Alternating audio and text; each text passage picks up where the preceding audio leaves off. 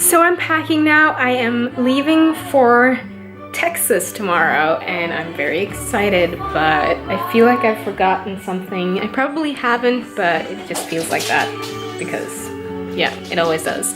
It is the Norwegian Constitution Day today, so it's been pretty big celebration, but I've had Leander at home, so there hasn't been any champagne breakfast for me, so I'm celebrating with a bit of bubblies right now while I'm packing my bag, getting ready to leave. I think it's just dawning on me right now that I'm actually going back to the States now for a visit, and I can't wait.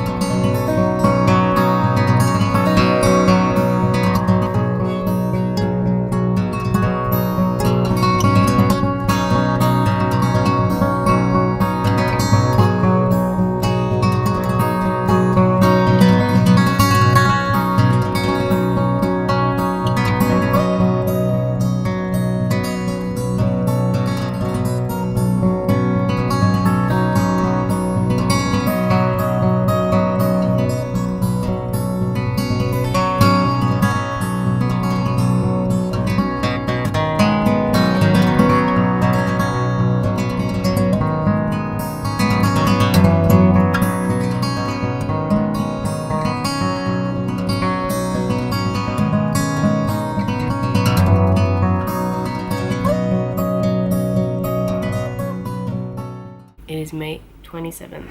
It's a quarter to midnight. I should have been home in Norway. I think my plane was supposed to land at 4:30 or 5:30 this evening. But, as you may have seen on the news, British Airways IT systems crashed. So they had to cancel all their flights, and we were stuck at Heathrow for hours with no information, no help. They didn't give us any food vouchers. I saw they put out some glasses of water here and there, that's about it. But you had to seek them out to get information, which was super stressful and just irritates me. They have speakers all over that airport. They could have easily just given us some kind of information. But I ended up being at Heathrow for 10 hours. I stood in line for an hour and a half for their customer service desk, because that was what I was told to do first, to try to get my plane tickets rebooked and to get me booked into a hotel. Some lady came up to us and she was like, "Oh, this is the line for customer service. Just so you know, customer service won't do anything for you except for answering questions. So if you want to get a hotel, you have to do that on your own. If you want to try to rebook your flight, you have to do that tomorrow." There are thousands of people traveling from Heathrow every day, and all of these people were rushing trying to get hotels. So because of that too, everything pretty much was booked. I was starting to get stressed out. I pictured myself staying at the airport all night. I was super jet lagged. I'm still super jet lagged. I've just been up for hours and hours, and I just got so overwhelmed and so exhausted at the same time. I just started crying.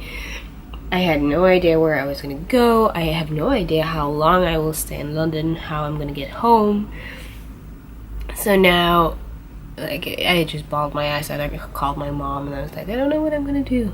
After I did some research, I found out that the hostel that I stayed at last time I was here had one private room available. So that's where I'm at right now. I'm just so exhausted.